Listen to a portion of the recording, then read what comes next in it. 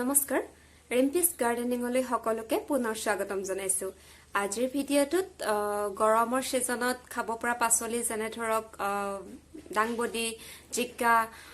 ভেন্দি এইখিনি ঘৰতে কেনেকৈ মই খেতি কৰিছো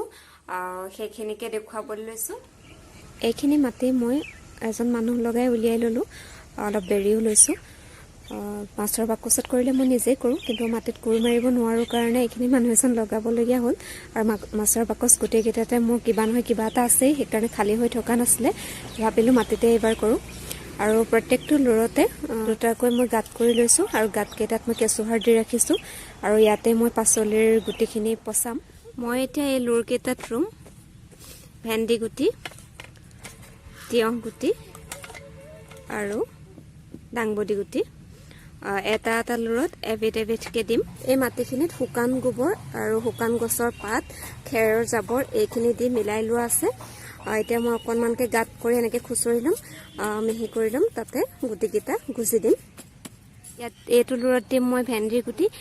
গুটিখিনি দিওঁতে ভেন্দিৰ চকুকেইটা ওপৰ কৰি দিব লাগিব মানে মুখখন ওপৰ কৰি কৰি গুজি দিব লাগিব ইয়াত মই এনেকে গুজি দিছো এটা গাতত মই 10টা মানকৈ দিম তাৰ পাছত পুলি উলালে হাৰি হাৰিকৈ ৰুই দিম গুটিকেইটা দিয়াৰ পিছত মই আৰু অকনমান কেঁচুসাৰ দি গুটিকেইটা ঢাকি দিম যাতে চৰাই চিৰিকটিয়ে খুচৰি পেলাব নোৱাৰে আৰু বেছি ৰ'দ পাই গুটিবোৰ শুকাই নাযায় সেইকাৰণে মই অকনমানকে ঢাকি দিম আৰু ঢাকি লগালগ পানী দি দিম পানী বৰ সৰকে নহয় হাতেৰে অকনমান ছটিয়াই দিলে হ'ব যাতে গুটিকেইটা হেমেকি থাকিব পাৰে আৰু সদায় সদায় অলপ অলপ পানী দি থাকিব লাগিব পুলি নোলোৱা লৈকে একন গুৰি কৰি ললো কেঁচুসাৰ মিলাই ললো এতিয়া ইয়াত মই দিম তিয়হৰ গুটিকেইটা পথালিকে দিলেই ওলাই যায় পুলি ইয়াতো হে মই 8-10টা দি দিছো তাৰ পাছত একেই কেঁচুসাৰ দি ঢাকি দিম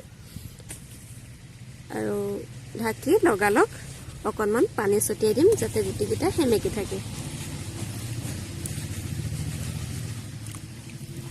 এনেকে গুটিকেইটা লুৰতে মই ৰুই দিম আৰু এইকণ মাটিত মই সিঁচিম মৰিচা গুটি এয়া মৰিচা গুটি 10 টকাৰ নিছিলো আৰু অলপ আছে থৈ দিছো পাছত দৰকাৰ হ'ব পাৰে এতিয়া এইকেইটা সিঁচিম মাটিখিনি গুৰি কৰাৰ পিছত এনে ওপৰে ওপৰে সিঁচি দিলেই হ'ল তাৰ ওপৰত মই কেঁচুসাৰ দি পেলাই ঢাকি দিম যাতে চৰাই চিৰিকটিয়ে খাব নোৱাৰে আৰু লগালগ পানী দি দিম আৰু এইটো গাঁতত দিম মই জিকা এটা গাঁতত 2টাকৈ দিম এইটো মুখখন ওপৰলৈ কৰি গুজি দিম তাৰ পাছত মাটিৰে ঢাকি দিম জিকাটো এৰাতে তিয়াই থব লাগে ৰোৱাৰ আগত গুটিখিনি পচোৱাৰ এসপ্তাহৰ পাছতেই গজালি ওলালে আৰু 15 দিনত এনেকুৱা হৈ গ'ল আৰু মই উঠাই পেলাই বেলেগকে অলপ হেৰেঙাকৈ ৰুই দিলো আৰু বাকি এইখিনি ধান গজি গৈছে কাৰণ মই শুকান আৰু খেৰৰ জাবৰবোৰ পেলোৱাৰ কাৰণে অলপ ধানো গজি গৈছে এইখিনি পিছত ডাঙৰ হলে মই উঠাই পেলাম সাফা কৰি দিম এনেকৈ মই হাৰি হাৰিকৈ সকলোবোৰ ৰুই দিলো জিকা পুলিকেইটাও গজিবলৈ আৰম্ভ কৰিছে কিন্তু বাকীখিনিতকৈ জিকা পুলিখিনিত অলপ সময় লয় গজোতে আৰু এইকেইটা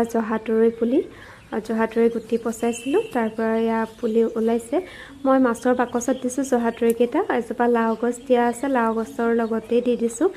লাও গছজোপা বগাইছে 2-3টা মান খালোঁ আৰু এতিয়া কলি পেলাই আছে কেইদিনমানৰ পিছত খাব পৰা হ'ব যেতিয়া লাও গছজোপা শুকাই যাবগৈ তেতিয়ালৈ জহাতৰৈও খাব পৰা হ'বগৈ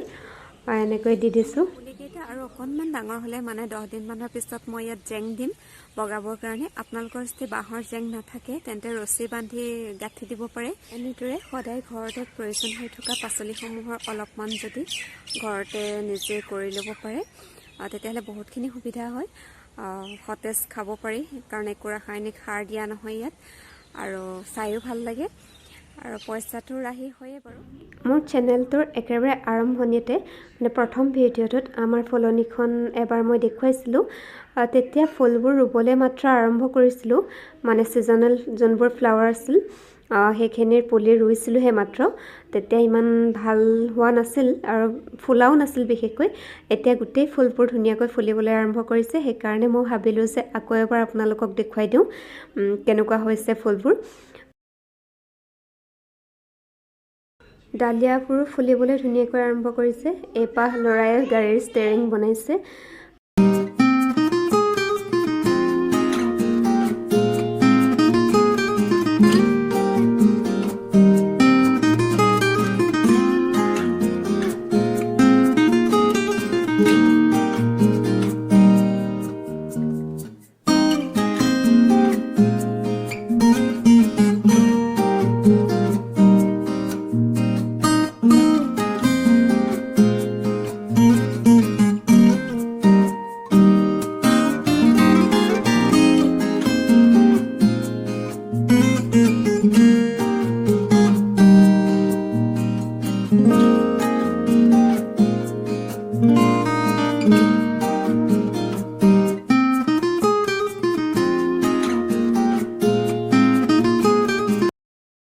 আৰু দুটা টাবত মই দুজোপা কেপচিকাম ৰুইছিলোঁ দুইজোপাই ফুলি আছে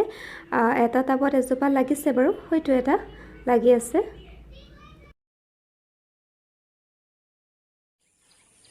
আজিলৈ ভিডিঅ'টো ইমানেই আকৌ দেখুৱাম যেতিয়া ভেন্দি তিয়ঁহ লাগিব গছত তেতিয়া আকৌ এবাৰ দেখুৱাম আপোনালোকে মোৰ ভিডিঅ'সমূহ চাই থাকিব আৰু যদি ভাল লাগে তেন্তে লাইক শ্বেয়াৰ কমেণ্ট কৰিব আৰু যদি চেনেলটো এতিয়াও ছাবস্ক্ৰাইব কৰা নাই তেন্তে কৰি দিব ধন্যবাদ